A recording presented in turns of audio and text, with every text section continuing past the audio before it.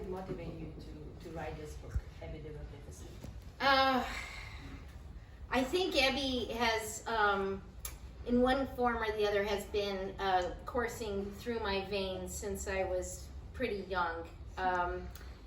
Ebby is about a baby bunny who seeks adventure and travel and wants to meet everybody that she can and go everywhere she can, and that's kind of me. I've always loved to travel since the very first time I ever did. I never wanted to stop, and during the pandemic we were not able to leave our homes, and it was very a frightening time for everyone, for the whole world. We didn't know what was going to happen.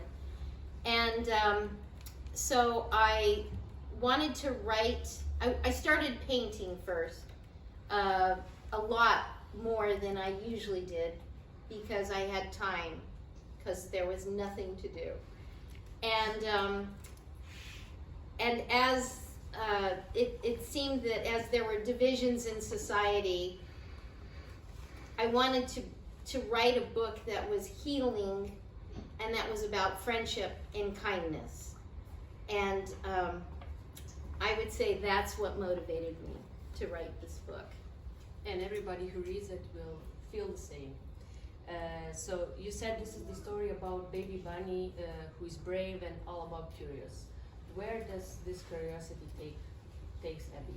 Okay, I can tell you, I can show you exactly. This is Ebby's adventure. This map that my husband did takes her all over the land of stones, which is what I call Croatia, because you can't throw a stone without hitting a stone here. And she goes everywhere. She goes to Brivenik, she goes to Slun, she goes to Rovinj, she flies over the islands, she goes deep in the caves, she goes everywhere she can go. And of course, on this journey, she met a lot of creatures, people and animal and magic creatures. Can you tell us who did she met and with whom did she share this adventure, this nice adventure? Well, I think I could tell you, but I think I would prefer, if you don't mind, if I read a little section from my book. Is that okay? Yes. And thank you.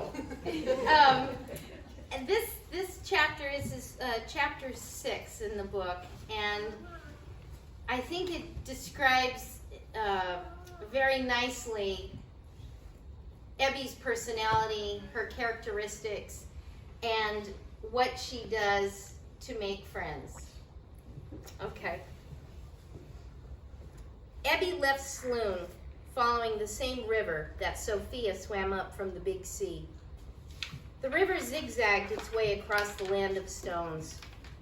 Several hours later, she spotted the remains of a big stone building on the top of a hill in the distance. Leaving the river, she set out towards the hill to investigate it. She found a set of steps at the bottom of the hill and climbed up to the top. Only a few of the walls still stood.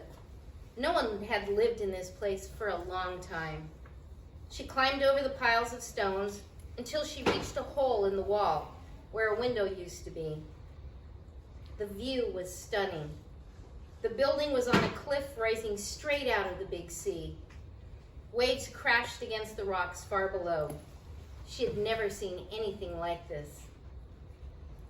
Ebby stood on the window ledge, watching the waves grow bigger and bigger before crashing against the rocks. She spotted a large town far away on the opposite side of the water. It was much bigger than Slun, and she thought it should be her next destination. Suddenly, she saw something purple rise briefly out of the water. She tried to see what it was, but it disappeared. Her heart raced as she wondered if she had just seen Sophia, the purple sea dragon. She searched the surface of the water for a few more minutes, then turned her attention back to the ruins.